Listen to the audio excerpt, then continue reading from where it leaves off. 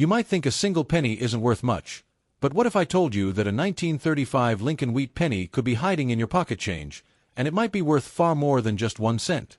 These vintage copper coins aren't just currency, they're little pieces of American history. From their iconic design to the surprising values they can fetch in the collector's market, the 1935 wheat penny holds secrets most people overlook. Whether you're a seasoned collector or a curious beginner, this is one coin story you won't want to miss.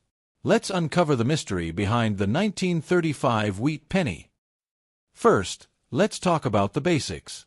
The 1935 Lincoln wheat penny was struck during a very unique time in American history, right in the middle of the Great Depression. Money was scarce, unemployment was high, and every penny truly counted. That's what makes coins from this era feel so real. Every single one passed through the hands of someone fighting to survive one of the toughest periods in U.S. history. Now let's take a look at the design. On the front, or obverse, you've got the familiar face of Abraham Lincoln. This was the first time a real person's portrait was used on a regular U.S. coin. Victor David Brenner, the designer, wanted to capture not just Lincoln's likeness, but his strength and legacy.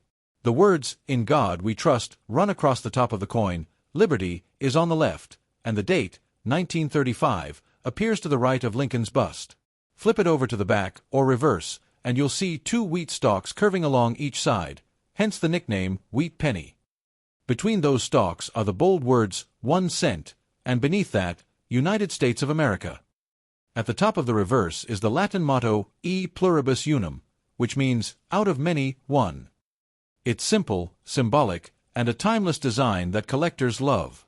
Now here's where things get more interesting: mintage and value. In 1935, the U.S. Mint struck over 245 million wheat pennies. That's a big number, which might make you think these coins are common. And yes, in lower grades, they are, but not all 1935 pennies are created equal. These coins were struck at 2 mint locations. Philadelphia Mint, no mint mark. This is the most common version. Over 245 million were made here. Denver Mint, D mint mark. Actually, no 1935 D pennies were produced, so any coin you see with a D mark and dated 1935 is likely altered or fake. So, if your 1935 penny doesn't have a mint mark under the date, that means it came from Philadelphia, and that's completely normal. Now let's talk about value, because that's what most people are curious about. If you have a 1935 wheat penny in average circulated condition, like one that's been passed around for years, it's probably worth between 5 and 25 cents. Not bad for a 1 cent coin. But here's where things get exciting. Coins in uncirculated condition, meaning they've never been used and still look nearly brand new, can be worth significantly more. A 1935 penny graded MS-60, that's Mint State 60, can fetch anywhere from $5 to $20, and if you're lucky enough to have one in MS-65 red, the value can shoot up to $50 to $100 or more, depending on market demand. And if you've got a coin with a rare mint error, things get even more interesting. Collectors love error coins. Some 1935 wheat pennies are known to have off-center strikes, die cracks, lamination errors, or even double die obverse, where parts of the design appear doubled. These types of errors can make a coin highly collectible and push its value into the hundreds of dollars, especially if it's well preserved and verified by a reputable grading service like PCGS or NGC. Let's pause and think about this.